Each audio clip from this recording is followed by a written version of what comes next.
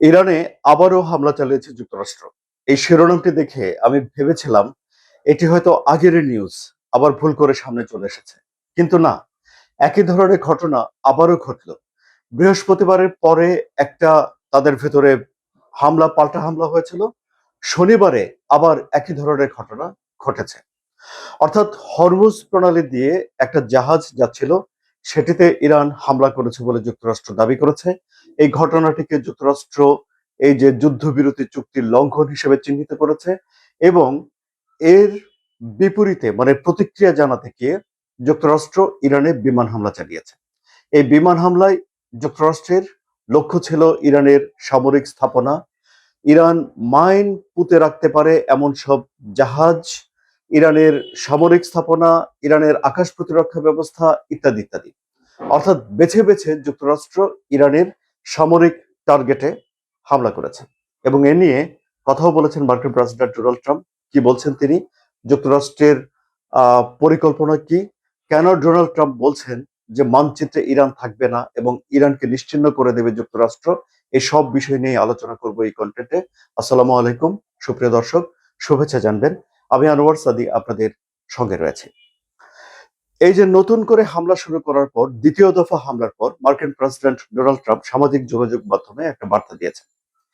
তিনি বলেছেন যে ইরানের সুযোগ ছিল এই যুদ্ধবিরতি চুক্তি মেনে চলার, ইরান তা না করার কারণে যুক্তরাষ্ট্র হামলা চালিয়েছে এবং তিনি আশা করেন যে ইরান এই চুক্তি মেনে চলবে, না হলে তিনি এমন ব্যবস্থা নেবেন যে মানচিত্রে ইরান থাকবেই না। অর্থাৎ সামরিকভাবে তিনি একটা বড় ধরনের আঘাতের হুমকি দিয়েছেন। ডোনাল্ড ট্রাম্প তাহলে ফর্মে ফিরে এসেছেন। তিনি ইরানের ব্যাপারে যখন কথা বলেন তখন এরকম হুমকি দেন এবং বলেন যে এই সভ্যতা থাকবে না, ইরান ধ্বংস হয়ে যাবে, ইরানকে মুছে দেওয়া হবে, ব্যাপক আক্রমণ করা হবে। এবারও দেখা গেল যে ডোনাল্ড ট্রাম্প সেই কথাটি বলছেন। কি ঘটেছিল আসলে ঘটনা? ঘটনা হলো যে হরমুজ প্রণালী নিয়ে এখন ইরান এবং যুক্তরাষ্ট্রের ভেতরে মেইন লড়াইটা চলছে। যুক্তরাষ্ট্র চায় হরমুজ প্রণালীতে যুক্তরাষ্ট্রের নিয়ন্ত্রণ থাকবে। এর অর্থ হলো অবাধে সবাই হরমুজ প্রণালী দিয়ে যাতায়াত করতে পারবে যুদ্ধের আগের পরিস্থিতির মতো। ইরান চায় যে এই হরমুজ প্রণালী তাদের নিয়ন্ত্রণে থাকবে। তা এখান দিয়ে যে জাহাজ চলাচল করবে তা ইরানের অনুমতি নিয়ে করবে এবং এর জন্য ইরানকে তারা কিছু ফি দেবে। এই যুদ্ধের পরে ইরান এই হরমুজ প্রণালীর উপরে সার্বভৌমত্ব আরোপ করেছে। ইরানের যে ইসলামী বিপ্লবী রক্ষী বাহিনী রয়েছে তারা বলেছে যে হরমুজ প্রণালী হলো ইরানের একটা ভূখণ্ড। হরমুজ প্রণালী কি? হরমুজ প্রণালী হলো জলরাশির একটা চিপা অংশ এখানে এসে, যা উপসাগরকে মহাসাগরের সঙ্গে যুক্ত করেছে এবং এখানে এটি ৩৩ কিলোমিটার চৌড়া একটা জায়গা আছে। এই জায়গা দিয়ে জাহাজ চলাচল করতে হয়। আমি যে ম্যাপ দেখাচ্ছি আপনাদের, এতদিনে নিশ্চয়ই এই ম্যাপ আমাদের সবার মুখস্থ হয়ে গেছে। সো এখন হরমুজ প্রণালীর এই যে ৩৩ কিলোমিটার চওড়া জায়গা, এর একদিকে হলো ইরান, অন্যদিকে হলো ওমান। এখন ইরানের দিকের জলরাশি দিয়ে যেসব জাহাজ চলাচল করে এর সবকিছুই ইরান তার নিজের নিয়ন্ত্রণে রাখছে। এখন ইরান পুরো ৩৩ কিলোমিটার জায়গাটাই নিজের নিয়ন্ত্রণে রাখতে চায়। যুক্তরাষ্ট্র এবং জাতিসংঘের যে সমুদ্র বিষয়ক সংস্থা তারা যে কাজটি করেছে সেটি হলো যে ইরানের উল্টো দিকে ওমানের দিকে তারা জাহাজ চলাচল করার জন্য একটা পথ উন্মুক্ত করেছে। আগে ওইদিকে একদিকে জাহাজ চলাচল করতো, এখন তারা বলছে যে দুই দিকে জাহাজ চলাচল করবে। মানে ইরানের দিকে ঘেঁষে জাহাজ তারা চালাতে দেবেই না।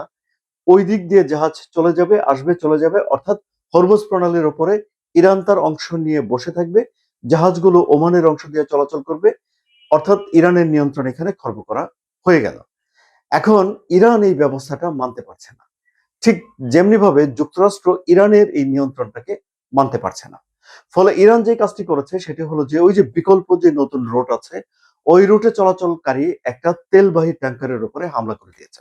যুক্তরাষ্ট্র এই অভিযোগ করেছে এবং হামলার সময়ে ওই যেই তেলের ট্যাঙ্কার আছে তাতে ২০ লাখ ব্যারেল তেল ছিল এবং এই ২০ লাখ ব্যারেল তেল নিয়ে এটি পার হয়ে যাচ্ছিল এবং যুক্তরাষ্ট্র বলছে যে এতে হামলা করে ইরান এই যে যুদ্ধবিরতির যে চুক্তি ৬০ দিনের জন্য করা হয়েছে এটি দ্বিতীয়বারের মতো লঙ্ঘন করা হয়েছে এবং এই ৬০ দিন আলোচনার পর তারা যে একটা চূড়ান্ত শান্তিতে চুক্তিতে পৌঁছাবে, ইরান তাদের পারমাণবিক কর্মসূচি নিয়ে যুক্তরাষ্ট্রের সঙ্গে একটা মীমাংসায় পৌঁছে যাবে, এই বিষয়টি এখন ভেস্তে যেতে বসেছে।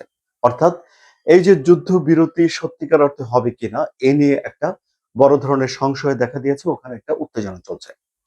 এই উত্তেজনা চলার আরো কারণ হলো যে ইসলামী বিপ্লবী রক্ষী বাহিনী বলে রেখেছে যে যদি যুক্তরাষ্ট্র ইরানে হামলা করে তাহলে তারা এর জবাব দেবে। ইরান এমন একটা দেশ যে তাদেরকে কেউ আক্রমণ যদি করে তাহলে তারা এর জবাব দেবেই দেবে। এমনকি আমরা দেখেছি যে এর আগে আয়াতুল্লাহ আলী খামেনি তিনিও প্রতীকী হলেও জবাব দিয়েছেন।